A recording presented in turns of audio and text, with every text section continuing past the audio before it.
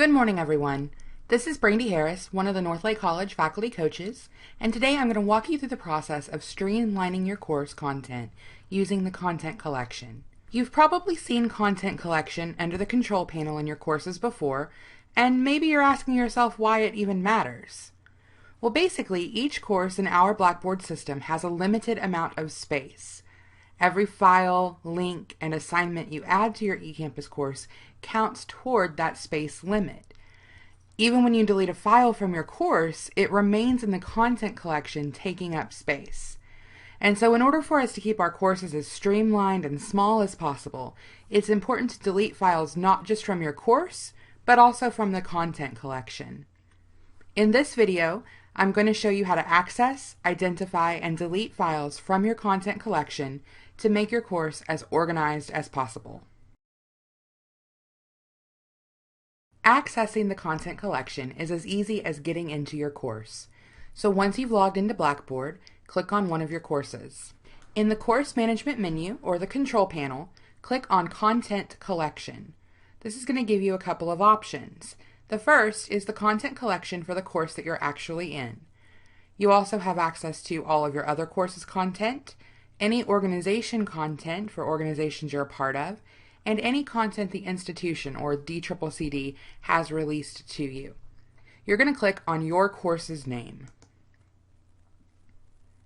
The content collection will pop up, and as you can see, this is just a list of all of the files that are contained within my course. In this content collection, you can click on a file to preview it. In this case, we're going to be looking at a sample syllabus. You can look at pictures. If you'd prefer to see small images of these items rather than the list, you can click on View Thumbnails up here in the top right. That will give you a preview of the items that you're looking at. And you can actually make these thumbnails bigger or smaller by clicking and dragging this little dot left and right. I prefer list, so I'm going to go back to that view. You can also click on the chevron next to any of these items and open a 360-degree view. What this will do for you is tell you where where the item is housed, the URL to it, how much space it's taking up, who it was created by, and when it was uploaded and edited. If you scroll down a little bit, you can also find permissions for it, who has the ability to read, write, remove, and manage this material. These permissions will generally always be course builder, instructor, and teaching assistant, not anything you really need to worry about there. You'll also, under this links option, find any course where this one item has been attached. So if this was a document that was shared across multiple courses, all of those courses would be listed under this course ID links information area. Okay, so that's the 360-degree view. In this content collection, you can rename, you can move, you can organize, and you can delete files. Once you're in your content collection, you'll notice that some of the items there have names that don't really make a lot of sense to you or don't tell you what they are.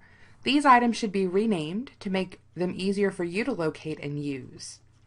In the content collection, you can rename single files, or you can also rename entire folders. So I have this one folder here that is imported from one of my other courses. I'm going to click on it to open it and see what's inside of it. Okay, this makes a lot of sense. This is the content area. For me, that's MLA formatting information. So I'm going to go back up outside of that folder, click on the chevron, and edit settings. This is going to allow me to rename my folder, and I'm going to title it MLA formatting information. That way, when I'm looking for this folder later, I know exactly what it is. Okay. And you'll notice that the content collection arranges alphabetically by default, and so anytime you rename something, it's going to appear alphabetically by its new name. So your folders will move around, or your files will move around just a little bit. Don't panic, they're still there. They're just arranged alphabetically by their new name. So now you can see my folder says MLA formatting information, and if I later on am looking for that group of files that apply to MLA formatting, I'll know that it's in that folder. One of the most challenging things about the content collection is deleting files that are not necessary. Because files stored in the content collection are not deleted even if you remove a file from the course, you'll often have multiple versions of the same file. So to keep your content collection organized, you should remove the duplicates and any other files that you aren't using in your course. So once you're in your content collection and you have your list of items, you're going to need to locate some files that you need to remove. So I have 3 of the files that say Norton Field Guide to Writing, and you can see they say 1, 3, and 4. So I'm just going to click on this to see what it is, first of all. And it looks like this is probably going to be the digital version of my textbook, so great. I don't need 3 of those. I only need 1. That digital file takes up almost 8 megabytes of space. So I'm going to just click on the radio button next to the other 2, scroll all the way down, and click Delete. I'm going to get a warning that asks me if I'm sure I want to delete these files. I'm going to click OK. And then I will be shown the 360 view option for these files. So if you're not quite sure that you want to delete, or you're not sure that you're looking at the correct one, you can click on 360 view for each of them and see where they are deployed. This one's only in this course, so that's okay. If I look at the second one, I'm still in my template for my Blackboard sessions. It's not linked to any other courses. I'm confident that it's okay that I click these radio buttons and then hit submit. Then when I scroll back down, you're going to find Norton Field Guide to Writing. That's the only one there. So I've deleted those other 2 8 megabyte files and now just have the one. One of the other things you'll notice, especially if you are in the habit of exporting and importing content, is that sometimes extra material gets pulled across that you don't really need. These extra bits that are probably from previous semesters should be deleted. In this case, I have a bunch of little JPEG files that say something to the effect of DL 1302 Insight, Monday, Wednesday, 1301, Slide 2, Turnitin code, Turnitin reg, Turnitin reg. All of these are files from previous semesters that have somehow meandered their way into my content collection in this template. Well, because I want to make sure I'm deleting the correct file, there are a couple of things I'm going to do.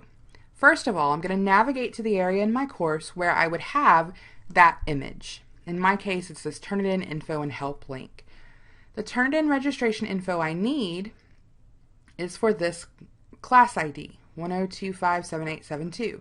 So I'm just going to kind of put that in my memory and go back to my content collection, and I'm going to look at these JPEG files, trying to find the one that I need. Nope, not that one. Okay, it's that one. So it's labeled Slide 2 JPEG. That doesn't make a whole lot of sense to me, so I'm going to rename the file first. Edit settings. I'm going to give it a name that will make sense to me, and then hit submit. Okay, so now I know which one's the correct one, and I'm going to go in for each of these others and just delete them by clicking on the radio button next to them and then choosing delete. Just like before, you'll hit OK, and if you're confident that these are the files you want to delete, hit submit. And my content collection instantly just got a lot smaller.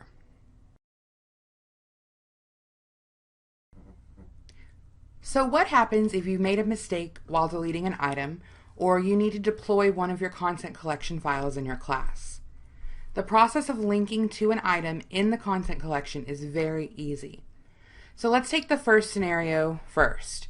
What if you've accidentally deleted an item in your content collection that was deployed in your class and now it's missing?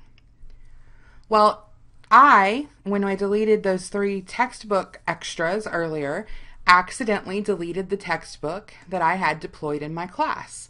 So I'm going to go to my textbook section, and normally the file that it was linked to would be right here, but it's not. So I'm going to do Edit and relink this item in my course to the file in my content collection. Now, ordinarily, when we're posting up a file in our courses, we'd click Browse My Computer and then attach the file. But I'm not going to do that here because I don't want to add an extra file to my course. I just want to link back to the file that's already living in my content collection. So instead, I'm going to click Browse Course. That's going to bring up my content collection by default. I'm going to locate that file for my textbook, click the radio button next to it, and hit Submit. You'll see the file gets linked, and then I hit Submit here, and my file will automatically be linked back to my content item. Voila. Now in scenario number 2, you have an item in your content collection that you need to deploy into your class. That's pretty easy too. So first, what you're going to want to do is navigate to a content area where you need to place the information. You're going to do Build Content and Item, just like you would ordinarily. Give your item a title, and then just like before, click Browse Course, find the item that you would like to deploy, or items if you want to do more than one, and then hit Submit. You'll see them linked. Hit Submit again, and your items will appear. So that's it for the quick tour of the content collection. If you have questions or need any help, be sure to email Yolanda Forbes so she can put you in contact with one of the faculty coaches.